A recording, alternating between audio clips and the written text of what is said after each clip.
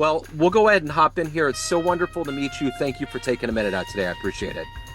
That is my absolute pleasure. So good to be on the show. Thank you for having me. Yeah, absolutely. So before we get into your life and your work, I want to know, 5 years ago, this pandemic started, and there were so many unknowns. It changed so much about our lives. How much of living through that pandemic era has affected your life and what you do today? I would say it affected it a great deal.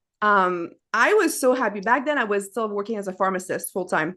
I was Yeah, actually working the pharma as medical information specialist. So my job became, like many people, all from home. yeah, It's like, sweet. I really love not having a commute, making it so easy, like with my son and everything. And I think I think like many, I'm probably not the only one, the realization that, do I love what I'm doing?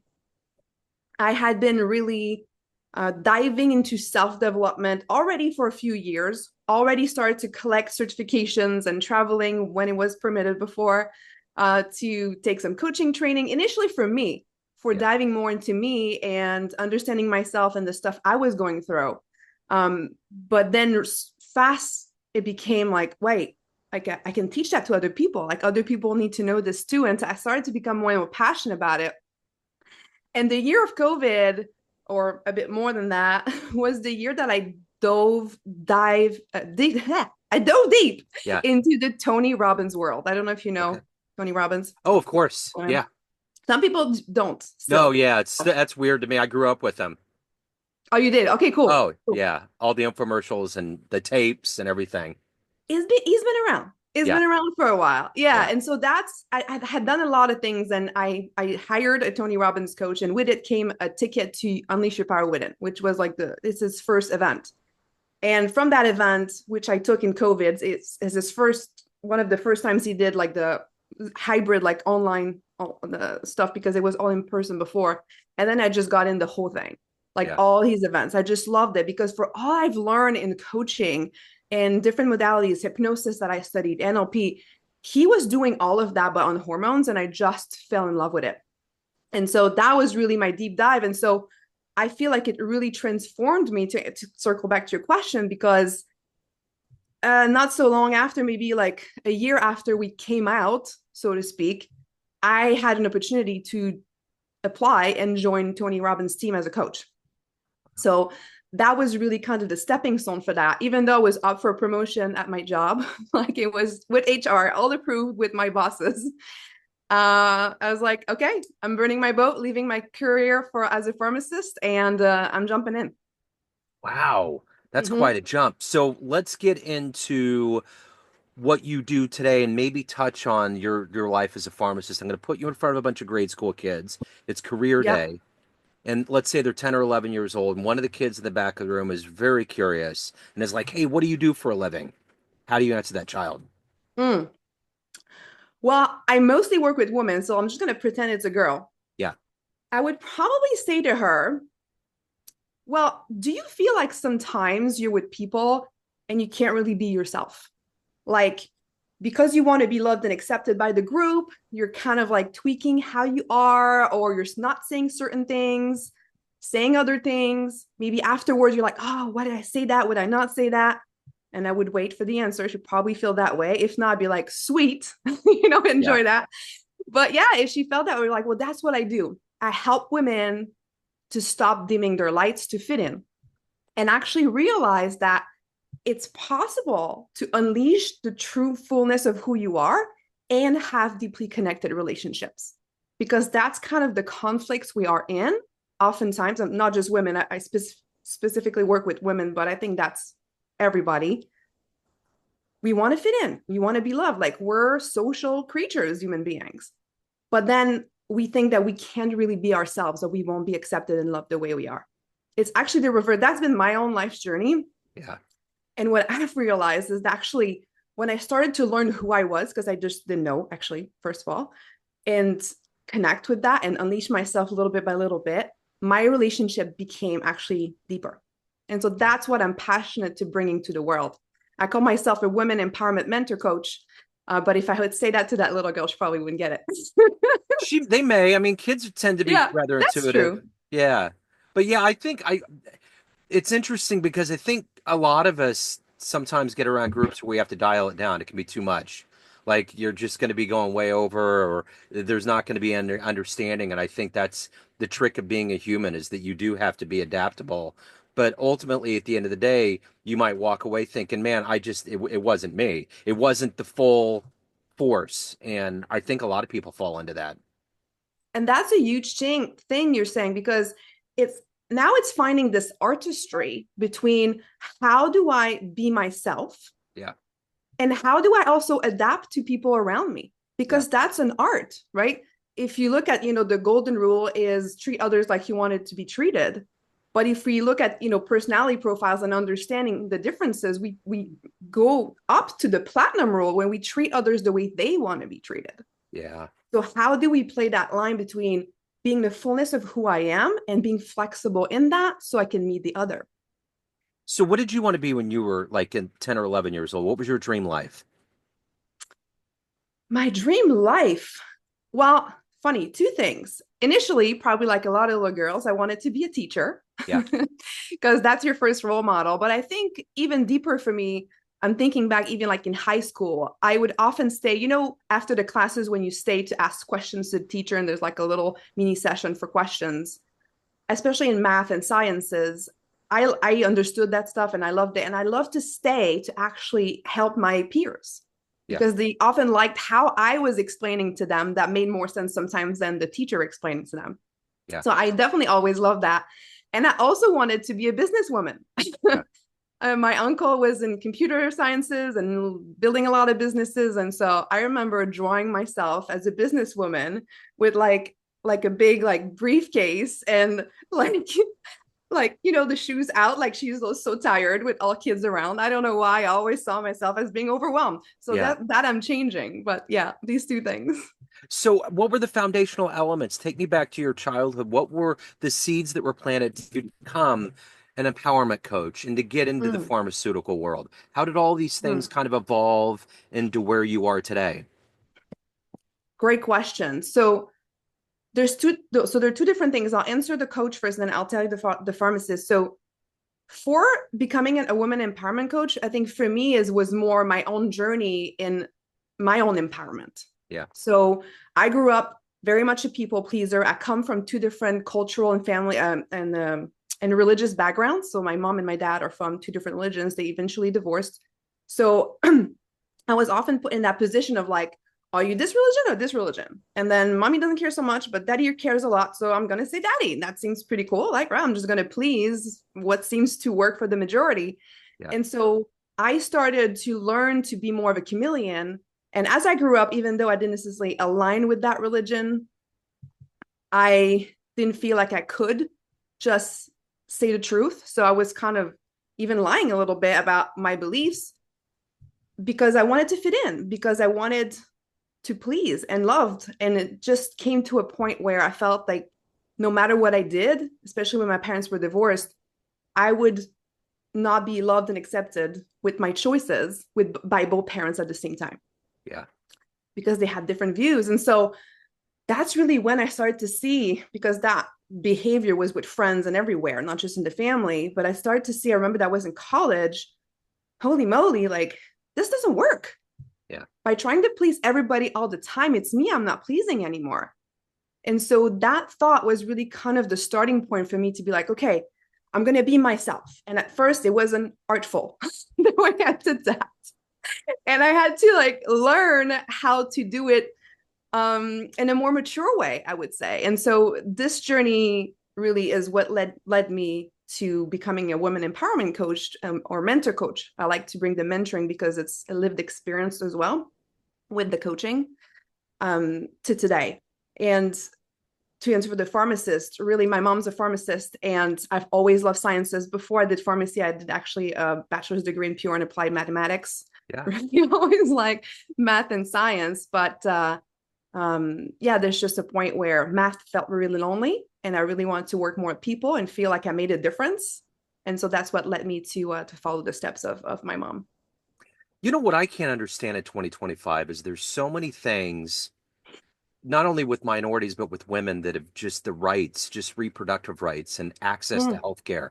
It just mm. astounds me that things have reverted as much as they have. So when I think about empowering women to get to a point, there's so many things that I never thought would become contentious in this modern era. There was so much progress. Do you feel like that? Yeah, I love that you're bringing that because the stuff I'm teaching is really empowerment from the inside out. Yeah. And what I mean by that is that there's going to be things in the outside world, like the rights going backwards, like you mentioning, that, just sucks, excuse my Yeah. language, right? Yeah. And that you might disagree with. Some people agree with it, obviously. Some people disagree with it. So, how can we empower ourselves regardless of the outside? Because I remember a time in my life where it's like, I'm in my house, I did my meditation, or I'm doing my cooking, and it's all great. And then I see a text, or I go outside, someone says something, and then boom, I'm triggered. And then here goes my day. Thank you very much. Yeah. Right. So, Yeah. what I'm wanting to build, what I built within myself, and I'm wanting to build in women who work with me is that inner strength, that place within where it's like you can navigate difficult things in the world. You can navigate being with people, peopling, because we're people too, so we get it, right? People will not listen. People will call you when you said don't call. People will, talk behind your back. People do all sorts of things. Yeah. But how can we see beyond that, still feel connected, still see us in others, and navigate all that with our inner ourselves empowered? Yeah. Does that make sense? Yeah, totally makes sense. So, who's been that hero for you? Who's been that inspirational force for you to do the work that you're doing? Hmm. Good question. I don't know that I have one specific person. I think I've been influenced by so many people along my journey.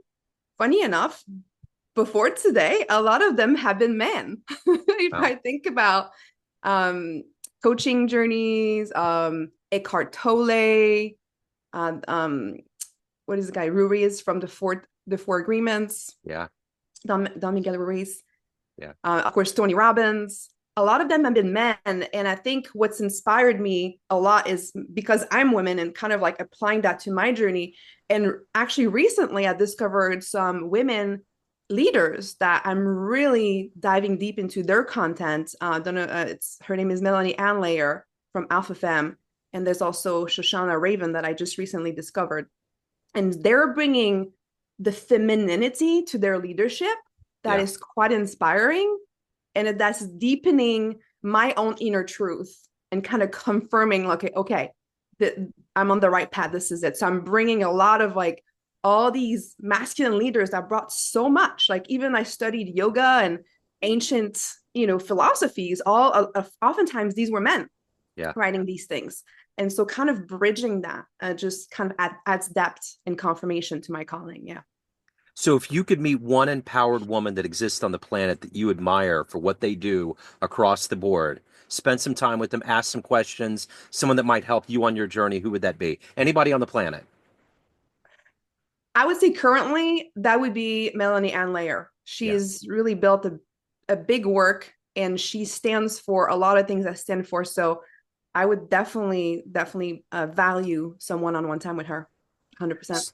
Yeah. So, let me ask you this. How do you balance helping people out? You're taking on, a load and helping. I mean, you're taking on heavy things. Mm-hmm. So how do you balance helping people on their journey, but also making sure that you stay on yours and nurture your soul? What's that motivation every day for you to get up and do that? Mm, that's a great question. And I'm still mastering that because I get so passionate about doing the work. I love the work, especially now that I found work I'm passionate about. Yeah. I wake up and it's almost like, oh, I gotta sleep. I gotta eat. I gotta go take a Yeah. walk. So because I just want to be immersed in my stuff. Yeah. So I don't really need a motivation. I think it's just the excitement of the creation, the excitement of what's possible. Yeah. So that really gets me going. But I also know that I want to be a mentor. I want to be a model. So it's important for me to also walk my talk. And so that's definitely a big driver for me to be in that integrity of like, I can't just go all in and burn myself out and then call myself a woman empowerment coach. Just for me, doesn't work. Yeah. And so it's like, okay, every day I'm taking a walk. I have my workouts. When it's family time, put the computer away, put the Yeah. phone away. It takes something, but it's like, what am I standing for? My son, my husband is also important. So let me ask you this. If you had a dream tonight, ran into the Mhm. 18-year-old version of you, you could give that Mm. young version of you a piece of advice based on this life you've led, the wisdom you've accumulated. What advice would you give your younger self? I would I would just love, first of all, I would love on her. I would tell her, don't worry, things will get better. You're doing amazing. Like I would just give her like that unconditional love to really fill her up. And then I would say, go learn, Yeah. go dive into the self-development world. I discovered it like early 30s. If she could discover it sooner, we could do more. Yeah. And so I would say, go, go, go learn. Yeah. So if you were to walk into a room with all of the clients that you've helped over the years and everybody that you've worked with, colleagues, and you could get to a podium in front of all of them that know you professionally and tell them one fun story or one fun thing about you, what would your story be? One fun thing about me. Okay, let me think. Well, maybe that. You know, it's always funny how our journeys start. And when we start having this calling of like wanting to do something different, I remember, I think it was like 2016, I started to search life coaching. What is a life coach? Like I just didn't even know what it was. And I was all inspired by these YouTube channels, especially a little bit later on as I continued like becoming pregnant, being a mom. And so I would probably share with them. I have them somewhere. I took them off of YouTube, but I started to be like, I wanted to be the influencer mom, like with my hauls and like, this is what I want to say. I like this fabric. And I Yeah, was just kind of sharing. And then, you know, baby led weaning and the things I've done and then just kind of trying to vlog, but no one knew me. No one cared. sure. But I just went for it, Yeah, and it gave me the experience of what it takes to shoot video, how yeah, to understand YouTube. And so that's really fun. I think like showing some of these initial me, just like, you know, yeah, trying it out and yeah. talking about howls. And yeah, it's That would be funny. cool. So of everything that you've done and accomplished and evolved into, what are you the proudest of? Mm. Hmm. I don't know if it's one thing. I think if I look at my life as a pattern, what I'm the most proud of myself is taking leaps. Like when I was in math and I started a master's degree and I was like, I'm not passionate. And I took a year off and I kept myself full time and I jumped into and I was accepted in pharmacy school. When my first husband, you know, was in the US, I was still in Canada. And I decided to leave all that behind after a year of work as a pharmacist, even though my license wasn't transferable yet. And it took me 2 years to do it. Boom, let's move over here. Um, and just like leaving my career, becoming a Tony Robbins coach for just under 2 years. And then it's like, well, hold on, I have this calling on my heart, love Tony's mission, but I need to follow mine. Boom. What am I doing? I'm 40. Let's do it. Yeah, You know, and yeah. just kind of like this ability to being scared, but doing it anyway and following my heart, I think is what I'm the most proud of. So everything's going to come full circle. We were talking about So, how we are in front of people. So at the end of the day, everyone has a perception of you. Family, mhm. friends, clients, colleagues, but you run the show. What's your perception of you? Who do you think you are? Who do I think I am? That's funny. Yeah. Because sometimes we can hear it like, who do you think you are? Um, Yeah.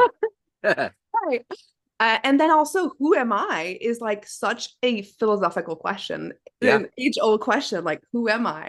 Uh-huh. There's so many levels I can answer that. Yeah. I think if I'm going just a bit deeper, because that's what I like to do, go a bit deeper. I'm here for a mission. I'm here because I want to hold something important. Yeah. I want to lead a movement, and I also am here to uncover myself deeper so I can step into that. So I think who I am is the possibility of leadership, of deeper love, and rising together. Yeah. Yeah. So I'm gonna put links in the show notes, but if anyone Yeah. wants to reach out, they have questions, they want to hire you, any of the good business, where's the best place to go? best place to go, of course, my website, withkindawareness.com, but I just launched my brand new Facebook group, which is going to be amazing. I'm going to have, lots of live interaction, and we're going to talk about actually the body of work that came through me that really led me in my journey, which is the empowered feminine archetype, sorry. And it's called the Empowered Feminine Rising. So you'll have the link, but you can also search that in Facebook. That'd be super cool. If this calls you, definitely join us. Okay, excellent. This has been wonderful. Thank you so much for your passion, for your story. Best of luck with everything. Thank you so much. It's been an honor to be here. Absolutely. Hello, friends. Joe Dimino here. I just wanted to let you know that after 30 years or so, I have finally released my first book of poetry through the mighty Spartan Press here in Kansas City, Missouri. As the creator and host of both Neon Jazz Radio and the Famous Interviews with Joe Dimino podcast, along with being a visual artist, I'm ready to embark on a new adventure and want you to be a part of it. You can get a copy online via Barnes & Noble, Amazon, and actually on the streets in Kansas City at the great Prospero's bookstore off 39th Street. You can also visit joedimino.com for links to the book, to more poetry, and everything in my world, including paintings. Thanks for all of the love and support over the years, and please dig the words.